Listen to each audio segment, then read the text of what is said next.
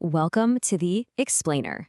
Today, we're diving into one of the most incredible economic stories in history, how the United States literally transformed its entire economy to win World War II.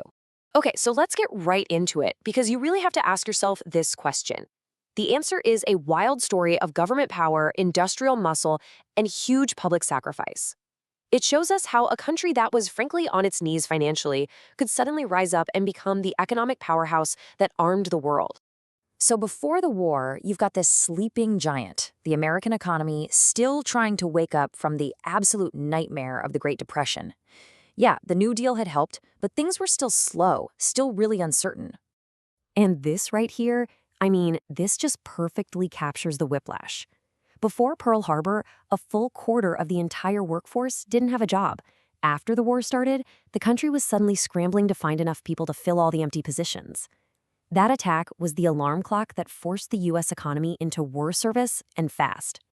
So, how on earth did this happen? Well, let's be clear, this mobilization was not some free market miracle. Nope. This was a top-down, government-controlled takeover of American industry. To pull this off, the federal government basically created these super powerful new agencies, like the War Production Board.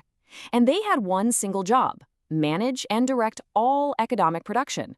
They made sure every factory, every worker, and every resource was pointed directly at the war effort. The amount of money involved it's hard to even wrap your head around. In just 4 years of war, government spending was double the total amount of all federal spending in the entire history of the United States up to that point. The budget deficit just went through the roof. Right, so here's the key takeaway. All this unprecedented government spending, it was basically like a massive nationwide stimulus package on steroids. It did exactly what some economists had been arguing for during the Depression. It pumped so much money into the system that it completely wiped out unemployment and kicked off this explosive economic growth. It effectively ended the Great Depression for good. But this economic miracle, it didn't come for free. The laser focus on military production meant huge changes and real sacrifices for everybody back on the home front. Just think about it for a second.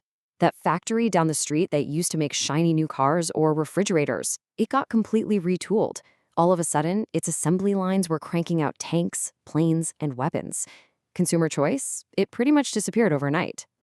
And this sacrifice became a part of everyday life. Americans were handed rationing cards, and you literally couldn't legally buy basic stuff like gasoline, coffee, or meat without them. This was the real, tangible price of fueling that war machine. So, the big question is, how did they pay for all this and stop inflation from going completely wild? Well, the government had this three-pronged financial attack. They launched these massive war bond drives, getting Hollywood stars to promote them. They jacked up income taxes for everyone, and they went way up on the wealthiest Americans. And this number is just, wow, 94%. That was the new top marginal tax rate. Now, to be clear, that doesn't mean the wealthiest paid 94% on all their income. It was just on every dollar they earned above a really high threshold.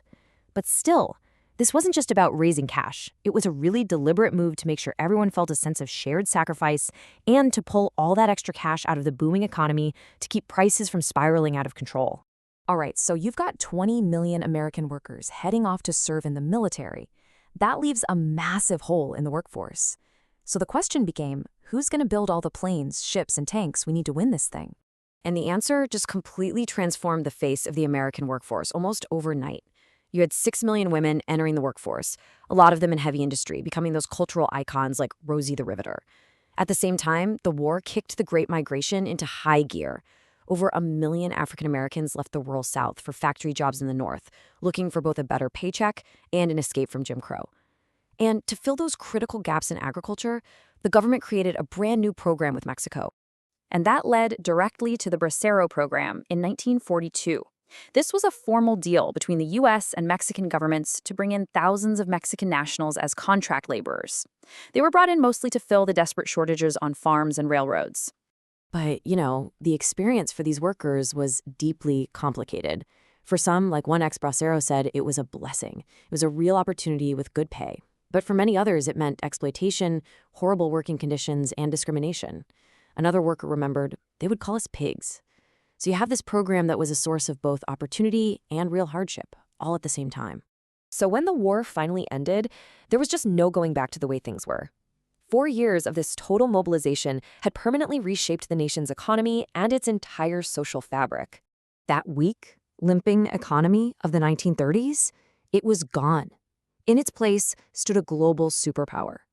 This whole period ushered in an era of unbelievable economic growth and prosperity that would last for decades to come. And on the social side, the war left behind these lasting demographic changes. Programs like the Bracero program, which, by the way, actually continued all the way until 1964, helped to institutionalize migrant farm work and really helped establish a significant Mexican presence in the American South and West. And this kind of leaves us with one final big question. This incredible economic mobilization, no doubt, won the war and created decades of prosperity. But it also dramatically expanded the size and power of the federal government and created a bunch of new social dynamics, leaving us to ask, what were the long-term trade-offs for that victory?